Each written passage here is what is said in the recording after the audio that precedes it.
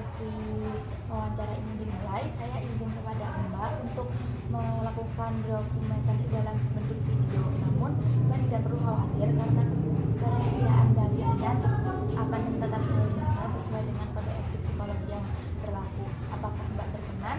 Oh iya, nggak apa-apa Mbak, silakan aja. Terima kasih. Iya. Nah, untuk sebelum ini dimulai juga, apakah Mbak ingin sekedar ke kamar mandi atau minum terlebih dahulu? Enggak sih Mbak. Oke. Wawancaranya aku mulai ya. Kenalin, aku Anissa Sarintang Salimul Bengah, biasanya dipanggil Intang. Aku mahasiswa Fakultas Psikologi Universitas Muhammadiyah Surakarta, semester 5 untuk saat ini. Nah, sekarang Mbak dengan Mbak siapa ya? Saya dengan Mbak Kartika. Dengan Mbak Kartika ya. Mbak Kartika sekarang kesibukannya apa ya? Sekarang sih kesibukannya kuliah sama organisasi aja sih Mbak. Kuliah. Iya. Kuliah di mana Mbak Tika? Kuliah di Universitas Muhammadiyah Surakarta, UMS. Kuliahnya di UMS juga ya. Iya. Nah, sekarang kan Mbak Tika nih, ngebetul kalau sekarang Mbak Tika nih kegiatannya selain kuliah itu juga mengikuti organisasi. Iya. Mbak Tika itu ngikutin organisasi apa ya di kampus ini? Kalau saya di kampus mengikuti organisasi pecinta alam di fakultas. Mbak, berarti Mbak Tika nih ngikutin organisasi pecinta alam ya di fakultasnya Mbak Tika. Nah, Mbak Tika tuh di organisasi itu sebagai apa ya? Kalau saya sendiri sebagai bendahara umum. Oh, sebagai bendahara umum ya. Nah, Mbak Tika nih kalau jadi bendahara umum itu tugasnya ngapain aja ya? Kalau bendahara umum ya biasanya mengaudit keuangan, jadi ngontrol keluar masuknya uang di mana. Terus biasanya tarik-tarik kas yang melakukan dana usaha kayak gitu biasanya dari bendahara. Gitu ya. Mbak Tika nih tugasnya di organisasi itu sebagai bendahara itu yang mengaudit keluar masuknya uang-uang organisasi itu sendiri. Nah, di kan Mbak Tika nih selain organisasi juga kuliah ya. Apa Mbak Tika ini pernah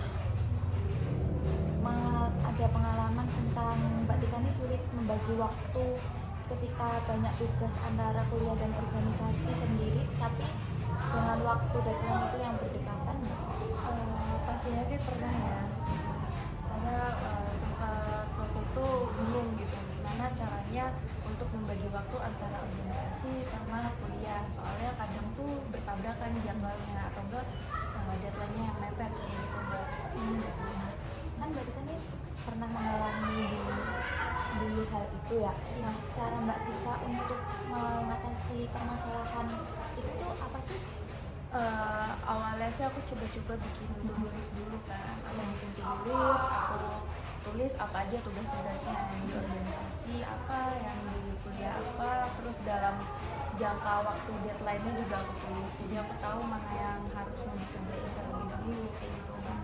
Apakah itu udah efektif gitu buat Mbak Tika sendiri? Udah cukup efektif sih Mbak. Selain membuat to-do list, apa ada langkah atau cara lain gitu dalam yang disusun untuk agar hal itu sesuai rencana Mbak Tika? Kalau biar sesuai rencana sih biasanya bikin itu ya, bikin kayak dari Google Reminder gitu. Soalnya kadang kan suka kelupa gitu, meskipun aku udah bikin to-do list, kadang tuh nggak efektifnya ya suka ada yang lewat atau lupa. Makanya itu aku butuh kayak aplikasi tambahan kayak pakai Google Planner atau pengingat gitu, reminder, biar aku tahu mana aja yang belum gitu. Berarti selain Mbak Tika ini buat to-do list, Mbak Tika ini juga pakai Google Reminder buat ngingetin Mbak Tika dengan apa yang udah Mbak Tika buat di to-do list ya? Iya. Selain itu, apakah ada cara lain lagi? Kalau semisalnya tugasnya tuh bener-bener mepet ya deadline-nya, dan itu tuh barengan. Nah biasanya tuh aku kelompokin dulu nih, kan aku ikut organisasi sama kuliah, jadi aku kelompokin tugas-tugas kuliah tuh apa aja, dan itu aku selesaiin dulu tugas kuliah. Terus ketika udah selesai aku kerjain yang tugas organisasi, semua tugas organisasi gitu. Jadi nggak yang tugas organisasi kuliah, kalau kayak gitu malah berantakan semua biasanya yang saya alami. Jadi saya mengerjakan satu-satu. Berarti Mbak Tika nih selain membuat to-do list dan juga membuat pengingat reminder gitu, Mbak Tika nih ngelompokin itu ya tugas-tugasnya Mbak Tika biar nggak keteteran satu sama lainnya juga. Iya betul. Oke. Nah, setelah Mbak Tika nih harus mengelola tugas-tugas ini secara bersamaan juga nih, langkah Tika tetap biar semuanya ini tetap terorganisir biar sesuai dengan plan Mbak Tika itu gimana sih? Biasanya sih aku kayak yang mantau terus ya, kan tadi udah udah bikin to-do list, jadi kayak aku tetap harus pantau satu-satu kira-kira mana nih yang belum gitu. Jadi kalau semisal ada yang belum kan ketahuan gitu. Harus sering-sering ngecek. Oh, berarti biar tetap terorganisir dari apa yang udah Mbak Tika susun di awal itu dengan tiap selalu ngecek apa yang udah dikerjain sama yang belum. Iya. Oke, selain itu apa ada lagi Mbak Tika? Udah sih, udah. Oke, terus dampak untuk Mbak Tika sendiri setelah melakukan pengorganisasian itu apa sih? Kalau sejauh ini cukup membantu karena itu benar-benar membantu dalam untuk kontrolan tugas gitu. Jadi semuanya bisa lebih terorganisir dengan adanya saya membuat list tadi itu untuk mengajukan. Itu ya. Terus kalau di saat semuanya udah diorganisir sama Mbak Tika di awal, terus tiba-tiba ada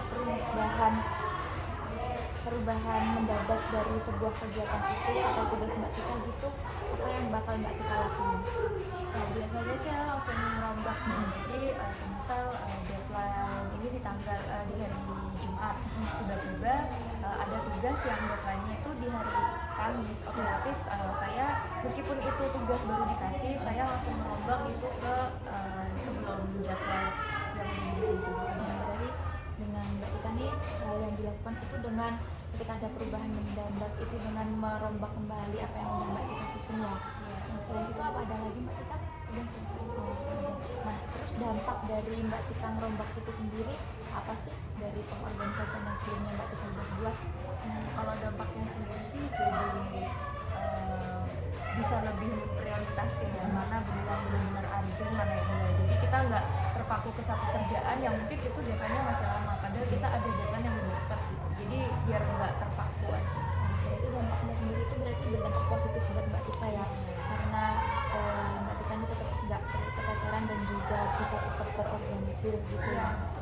Oke, terima kasih ya Mbak Tika untuk waktunya karena sudah menyempatkan waktu mengikuti wawancara pada hari ini.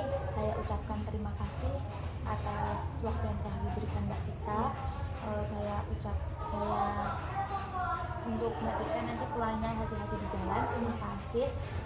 Saya ingatkan untuk barang bawaan dan juga sampah jangan sampai ada yang tertinggal ya Mbak Tika. Terima kasih ya sekali lagi. Saya tutup. Wassalamualaikum warahmatullahi wabarakatuh.